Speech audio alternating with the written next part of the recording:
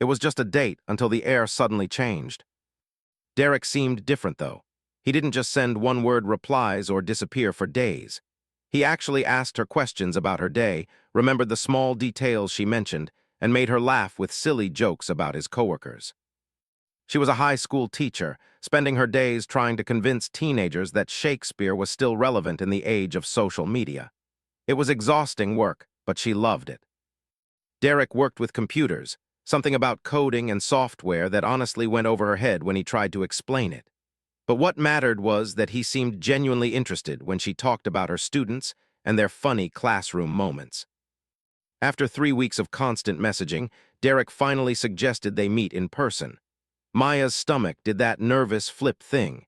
She'd been on enough bad dates to write a book about them. There was the guy who spent 2 hours talking about his ex-girlfriend. The one who showed up looking nothing like his photos. And that memorable evening with someone who chewed with his mouth open while explaining why the earth might be flat. But something felt different about Derek, so she said yes. They picked a Thai restaurant downtown, the kind of place with string lights in the windows and the smell of lemongrass floating out onto the street. Maya spent way too long picking out what to wear. Her sister came over and helped her choose a simple blue dress, nothing too fancy, but nice enough to show she cared. She changed her earrings 3 times before finally leaving the house. She arrived 15 minutes early because she's always early to everything. It's a teacher thing. You can't be late when you have 30 students waiting for you. She sat in her car for a few minutes, checking her lipstick in the mirror and giving herself a little pep talk. This is just dinner, just 2 people having a conversation. Nothing to be nervous about. When Derek walked up to the restaurant at exactly 7 o'clock, Maya felt relief wash over her. He looked like his pictures. Actually, he looked better than his pictures. He was wearing a nice shirt and had this warm smile that made the nervous butterflies in her stomach calm down a bit. They hugged awkwardly in that way people do when they've been talking for weeks but are touching for the first time. Then they went inside and got a table by the window. The conversation started a little stiff, both of them being overly polite and careful. But once they ordered their food and the initial nervousness wore off, everything just clicked. They talked about their families. Derek came from a military family, moving around every few years growing up. Maya did too. They bonded over the weirdness of always being the new kid in school, of never having childhood friends who knew you your whole life. The food came and they shared dishes, trying each other's choices. Derek made her laugh so hard talking about a disastrous camping trip that she nearly choked on a spring roll. She told him about the time one of her students accidentally called her mom in front of the whole class, and how she'd never lived it down. 2 hours disappeared like they were nothing. The waiter came by several times to refill their water, probably hoping they'd finish up and free the table, but neither of them noticed. They were too caught up in discovering all these little connections and similarities. When the check finally came, Derek suggested getting dessert somewhere else. There was this gelato place just a few blocks away that he'd heard was amazing. Maya agreed immediately. She didn't want the night to end yet. Everything was going so perfectly. They walked down the street together, and Maya noticed how Derek naturally fell into step beside her. The evening air was cool and comfortable. Street lamps cast soft light on the sidewalk. Other couples and groups of friends passed by, everyone enjoying the nice weather. For the first time in a long time, Maya felt like maybe this dating thing might actually work out. Maybe she'd finally found someone who was genuine and kind and actually interested in getting to know her. The gelato shop glowed warmly ahead of them. Maya was already thinking about what flavor to get, maybe the pistachio or the salted caramel. She glanced over at Derek and saw him smiling too. Everything felt easy and right. She had no idea that in just a few minutes the entire evening was about to change completely. The gelato shop was one of those trendy places with about 30 different flavors displayed in metal containers behind glass. The kind of place where you can taste 3 samples before deciding and nobody judges you for it. Maya stood at the counter, reading all the little labels, trying to decide between flavors she'd never heard of before. Lavender honey, brown butter sage. Who comes up with these combinations? Derek's phone started buzzing in his pocket. He pulled it out, glanced at the screen, and his whole face changed. Just for a second, Maya saw something flash across his expression. Worry, maybe, or fear. He looked at her apologetically. "I'm sorry, I really need to take this," he said, already moving toward the door. "No problem," Maya said, waving him off with a smile. She turned back to the counter, finally deciding on the salted caramel after all. Classic choice. Can't go wrong with caramel. Through the big front window, she could see Derek pacing on the sidewalk outside. He had one hand pressed to his ear, the phone tight against his head. His other hand kept running through his hair over and over. Even from inside, Maya could tell something was wrong. His shoulders were tense. His jaw looked tight. He turned away from the window, and she saw his hand ball into a fist at his side. Maya's mind started racing. Was it another woman? Was he married? Oh God, was she the other woman and didn't even know it? She'd heard horror stories from her friends. One of her coworkers had dated a guy for 3 months before finding out he had a whole wife and 2 kids in another city.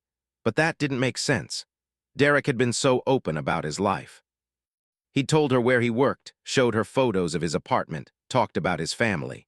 Unless all of that was lies too. She paid for her gelato and got one for Derek too, some chocolate flavor the person behind the counter recommended. She sat down at one of the small tables, watching the door, waiting for him to come back in. When Derek finally came back inside, he was a completely different person. The warm, funny guy from dinner had vanished. He sat down across from her, barely looking at the gelato she'd bought him. His eyes were unfocused, staring at something she couldn't see. "Everything okay?" Maya asked, trying to keep her voice light and casual. Inside, her stomach was twisting into knots. "Yeah, fine," Derek said, but his voice was flat, empty. Maya tried to restart the conversation they'd been having earlier, something about their favorite podcasts. Derek just nodded, giving short answers that killed every topic she brought up. Yes, no, I don't know, maybe. The gelato was melting in their cups. Maya took small bites of hers, but it tasted like cardboard now. The happy bubble they'd been floating in all evening had popped, and she couldn't figure out why. "Did I say something wrong?" she finally asked, setting down her spoon. "At dinner, did I do something?" "Just work stuff." The shop was full of other people laughing and talking, making their awkwardness feel even worse by comparison. Maya kept thinking about how excited she'd been just an hour ago, how she'd been mentally planning their second date, how she'd been imagining telling her sister that yes, finally, she'd met someone normal and nice. When they left the shop, Derek walked ahead of her. Not far ahead, just enough that they clearly weren't walking together anymore. Maya followed a few steps behind, her arms crossed over her chest, feeling stupid in her nice blue dress. The walk back to where they'd parked felt endless. Every step was uncomfortable. Maya's heels clicked on the sidewalk. Derek's hands were shoved deep in his pockets. Neither of them said a word. When they reached her car, Maya felt a mix of relief and disappointment. Relief that this disaster of an evening was ending. Disappointment that what had started so perfectly had fallen apart so completely. She was already mentally rehearsing how she'd tell the story to her sister tomorrow, probably with a glass of wine and a lot of frustrated gestures. She pulled her keys out of her purse, ready to say a quick goodbye and go home to feel sorry for herself. But something made her stop. Maya stood next to her car, keys in hand, and made a decision. She was tired of playing games, tired of trying to read minds, tired of spending days afterward wondering what she'd done wrong. If this was going to be another failed date story, at least she wanted to know why. "Derek, look," she said, her voice coming out stronger than she felt. "If I did something to upset you, just tell me. I'm a grown woman. I can handle honesty." He'd been heading toward his own car, parked a few spaces down, but her words made him freeze. He turned around slowly, and in the glow of the street lamp, Maya could see his face properly for the first time since that phone call. He looked terrible. His eyes were red. His face was pale, and when he opened his mouth to speak, nothing came out at first. "It's not you," he finally said, and then his voice cracked. "It's not you at all. My dad had a stroke about an hour ago. He's at the hospital right now. You should have left immediately. You should go right now." And then I didn't know how to explain why I suddenly turned into a different person. I froze. I just completely froze. Here she'd been thinking he was some jerk who'd lost interest, when really he'd been dealing with every child's worst nightmare. "Is he okay? What did your brother say?" Actually, she'd rarely seen men cry at all. Most of the guys she'd dated acted like having emotions was some kind of weakness. "He said Dad is stable. They're running tests, but stable doesn't tell me anything, you know? Stable could mean anything." He could wake up tomorrow and be fine, or he could. Derek couldn't finish the sentence. Maya thought about her own father, healthy and strong, calling her every Sunday morning like clockwork. She thought about how she'd feel if she got that phone call. How the world would just stop making sense. "How old is your dad?" she asked gently. 58. He runs marathons. He coaches my little sister's soccer team. He's the healthiest person I know. This doesn't make any sense. She was thinking about how Derek had tried to protect their date, even while falling apart inside. How he'd sat there eating gelato while his father was in a hospital bed. How he'd been more worried about ruining her evening than taking care of himself. "You need to get to the hospital," Maya said. "Which hospital is it?" It was probably crazy. They'd only just met. This was way beyond first date territory, but sometimes you just know what the right thing to do is. "You're not driving," she said firmly. "Not like this. Get in my car, I'll take you." "No, I can't ask you to do that." Then, without another word of protest, he walked around to the passenger side of her car and got in. Maya unlocked the doors, slid behind the wheel, and started the engine.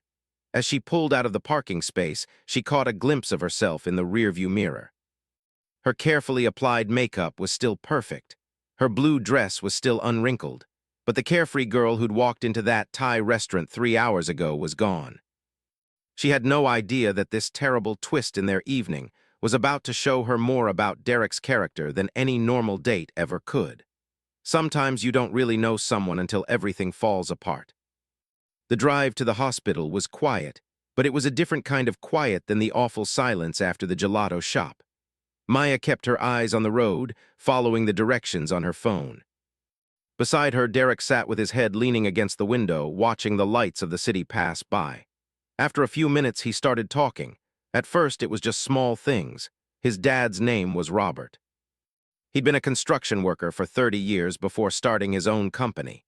He built houses and small office buildings mostly, did good work, treated his employees well. Everyone who knew him liked him. Then Derek told her about how his dad had taught him to ride a bike. How they'd gone fishing every summer at the same lake. How his dad had helped him move into his first apartment, carrying boxes up 4 flights of stairs without complaining once. How just last week they'd watched a baseball game together and his dad had fallen asleep in his chair during the 7th inning, something he always did. Maya listened without interrupting. She'd learned from teaching that sometimes people just need someone to hear them. They don't need advice or solutions, they just need a witness to their fear. "He's only 58, Derek said again, like if he repeated it enough times it would change what was happening. "That's too young." "That's way too young." The helplessness, the way time seems to slow down and speed up at the same time. "My grandmother had a stroke," Maya said softly. "I know how scary this is." "And your dad is young and strong. That matters a lot." A few people stood outside smoking, probably worried family members taking a break. Derek unbuckled his seatbelt but didn't move to get out of the car. He just sat there, staring at the hospital entrance. "I don't know if I can go in there," he said quietly. "Yes, you can," Maya said. "Your family needs you. Your dad needs you. And sitting in this parking lot won't change what's happening inside. You've already done so much. This is way beyond what anyone should have to deal with on a first date." The emergency room waiting area was exactly like every emergency room waiting area. Uncomfortable plastic chairs, a television playing the news in the corner, the smell of cleaning supplies and anxiety. A few people sat scattered around, some sleeping, some staring at their phones, all of them looking tired and worried. Derek went to the reception desk and gave his father's name. The woman behind the desk made a phone call, spoke quietly, then told him to wait. Someone would come get him soon. They sat down in 2 chairs near the corner. Derek's leg bounced up and down nervously. He kept checking his phone, then putting it away, then checking it again. Maya sat quietly beside him, not sure what to say or do. This felt so intimate for 2 people who just met. She was seeing Derek at his most vulnerable, his most scared. There was no pretending here, no first date performance, just raw human fear. After about 10 minutes, a man who looked like a younger version of Derek came through the double doors.